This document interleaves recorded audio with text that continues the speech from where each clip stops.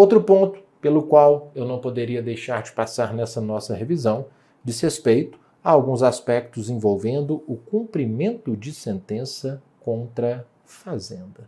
Tá certo?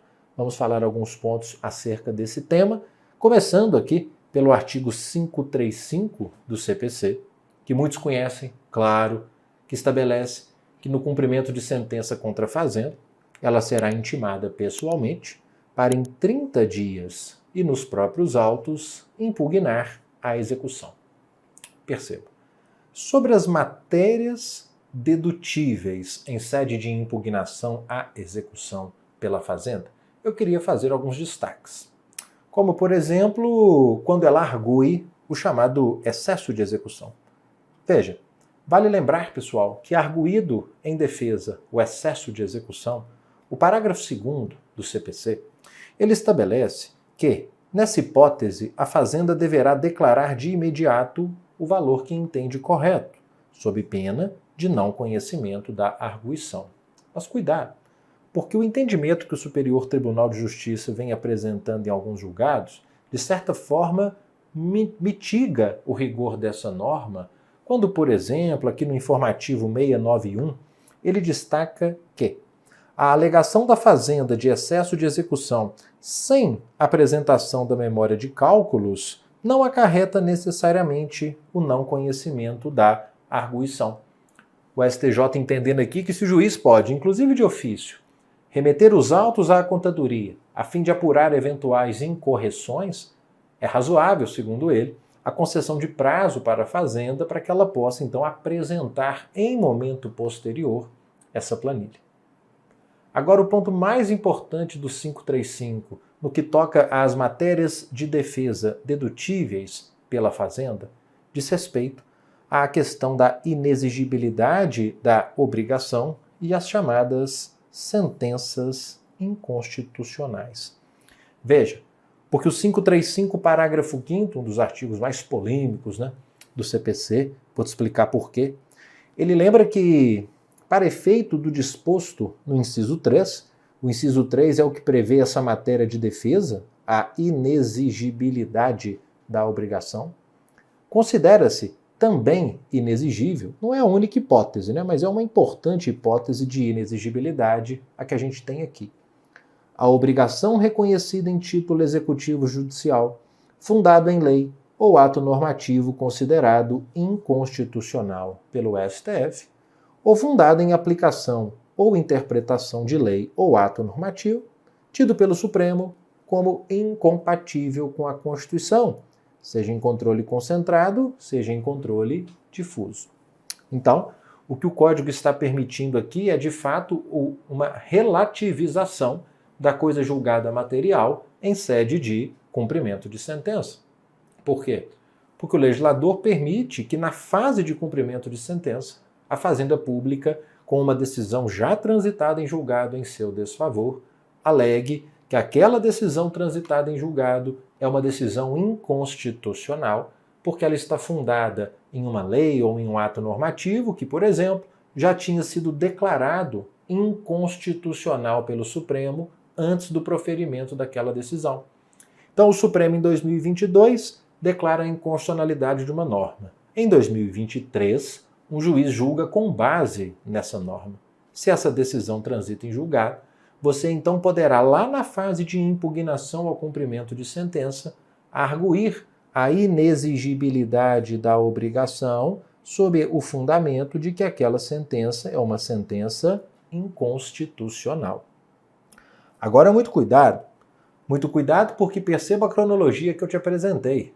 O Supremo declarou inconstitucional a norma em 2022 e a decisão proferida contra a Fazenda é de 2023. Eu digo isso, peço o seu cuidado, peço a sua atenção, porque o parágrafo 8º do 535 lembra que, se a decisão do Supremo ela for posterior ao trânsito em julgado da decisão exequenda, aí já caberá ação rescisória e o prazo da rescisória, a polêmica reside aqui. Ele terá início do trânsito em julgado da decisão do Supremo Tribunal Federal. Em outras palavras, o que o Código está dizendo é E se, por exemplo, eu tenho aqui em 2024 o proferimento de uma decisão por um determinado juízo da Fazenda, e essa decisão tem por base a Lei X, se em 2037 o STF declarar aquela Lei X inconstitucional, caberá, segundo esse parágrafo 8º, ação rescisória, só que o prazo de 2 anos da rescisória será contado do trânsito em julgado da decisão do Supremo. Então seria aqui até 2039 em segurança jurídica total nesse caso, né? É bem verdade que o Supremo ele já tem ali uma proposta de tese para dar interpretação conforme a Constituição esse dispositivo. Não é algo que já tenha sido aprovado, mas tudo leva a crer que o Supremo ele vai dar uma interpretação a esse dispositivo que favoreça a segurança jurídica e não propicie essa rescisória aí ser proposta, né, depois de tantos e tantos anos. Tá claro? Ultrapassada essa discussão sobre a impugnação ao cumprimento de sentença, vale lembrar que se não for impugnada a execução ou impugnada, forem rejeitadas as arguições da executada, com o trânsito em julgado da decisão que julga a impugnação, você sabe, temos aqui uma primeira situação de expedição de precatório. Cuidado! Expedição de precatório por intermédio do presidente do tribunal, e não como as questões colocam, expedição de precatório por intermédio do juízo da execução, é por intermédio do presidente do tribunal. E mais, lembrar que essa atuação do presidente do tribunal, que envolve o processamento e o pagamento do precatório, tem natureza administrativa e não jurisdicional. Veja, súmula 311 do STJ. Os atos do presidente, que disponham sobre processamento e pagamento de precatório, não têm caráter jurisdicional, têm caráter administrativo. E qual a repercussão processual prática importante disso? É que, por não ter caráter jurisdicional, o Supremo tem súmula entendendo que não cabe recurso extraordinário contra esse tipo de decisão, porque não se traduz, por meio dessa decisão, uma atividade jurisdicional, mas uma atividade administrativa. Tá bom? E qual o cuidado que eu te peço para a outra face da moeda? Qual seja, não impugnada a execução ou rejeitadas as arguições, teremos aqui a formação da RPV. Quanto à RPV, cuidado. Aí já é por ordem do juiz. Por ordem do juiz, o pagamento da obrigação de pequeno valor, cuidado, no prazo de 2 meses, tem decisão importante sobre isso, mediante depósito na agência de banco oficial mais próxima da residência do exequente. Também tem decisão importante sobre isso. Especificamente quanto ao prazo de 2 meses, a decisão importante a que me referi é essa decisão aqui do informativo 1003 do Supremo, onde ele destaca que os estados e o DF devem observar o prazo de 2 meses a que estamos nos referindo, já que a autonomia é expressamente reconhecida na Constituição e na jurisprudência do Supremo a esses estados, em matéria de RPV, restringe-se à fixação do valor teto e não do prazo para pagamento.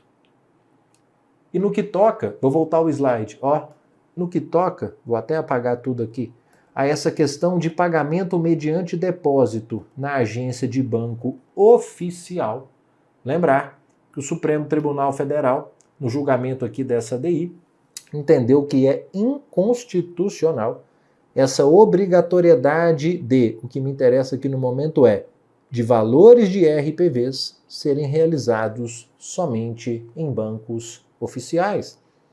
Porque essa ideia viola o princípio da eficiência administrativa, o princípio da livre concorrência, livre iniciativa, além de cercear os entes federados quanto ao exercício de suas autonomias.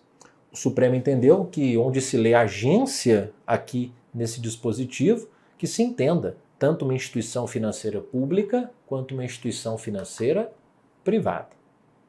E para a gente fechar, também não custa nada recordar aquela lógica acerca dos juros de mora durante o prazo devido para o pagamento das obrigações pela fazenda, né? Aquela história dividida em 3 atos. O primeiro é lembrar que incidem juros da mora, veja, nesse primeiro período, que eu vou chamar de A, o período compreendido entre a data da realização dos cálculos e a data da requisição ou do precatório. Então, durante esse período, considera-se ainda a fazenda em mora. Agora, quando entra, todavia, naquele período chamado de período de graça constitucional, que é o período que a própria Constituição dá ao ente público para realizar o pagamento, aí volta a súmula, vem a súmula vinculante 17, ao lembrar que durante esse período não incidirão os juros de mora. Agora, eventualmente, não sendo quitado o valor dentro do prazo, aí, nesse julgado mais recente do Supremo, ele destaca que diante desse inadimplemento do ente público devedor, que não cumpriu o prazo previsto na Constituição, a fluência dos juros, ela então se inicia, passado esse chamado período de graça constitucional. Tá claro? Então, bastante cuidado com essas observações. Muito bem, eu poderia ainda destacar acerca de execução contra a fazenda. Não se esqueçam a possibilidade também não só de um cumprimento de sentença em face da fazenda, mas também a execução de título executivo extrajudicial contra a fazenda pública, como, por exemplo, uma nota de empenho, como, por exemplo, a execução de um contrato administrativo. E aí lembrar que, diferentemente do que ocorre no cumprimento de sentença contra a fazenda, quando ela então é intimada para querendo apresentar impugnação à execução no prazo de 30 dias, podendo nessa impugnação trazer apenas algumas matérias expressamente previstas lá no artigo 535, quando eu falo de execução de título executivo extrajudicial contra a fazenda, aí naturalmente, repito, uma nota de empenho, um contrato administrativo, ela será naturalmente citada e não intimada para querendo apresentar sua defesa. Só que a defesa, nesse caso, não é a impugnação à execução, são os embargos à execução opostos pela fazenda. Embargos à execução no mesmo prazo de 30 dias, mas com uma diferença fundamental entre os embargos e a impugnação. É que se na impugnação eu tenho aquelas matérias limitadas previstas lá no artigo 535, nos embargos à execução, ação que são, eu posso deduzir toda e qualquer matéria de defesa que seria lícito alegar em sede de processo de conhecimento. Não há ali, então, um âmbito de cognoscibilidade tão restrito nos embargos à execução como a gente vê em sede de impugnação ao cumprimento de sentença. E não apresentados os embargos ou rejeitadas as alegações trazidas nos embargos, nós daí temos uma confluência de informações relacionadas à formação do precatório, à formação da RPV, essa questão aqui atinente à incidência de juros ou não, enfim, tudo isso com o que a gente sempre precisa ter cuidado ao tocar nesses assuntos envolvendo a execução, envolvendo a fazenda pública, seja o cumprimento de sentença, seja a execução de título executivo extrajudicial.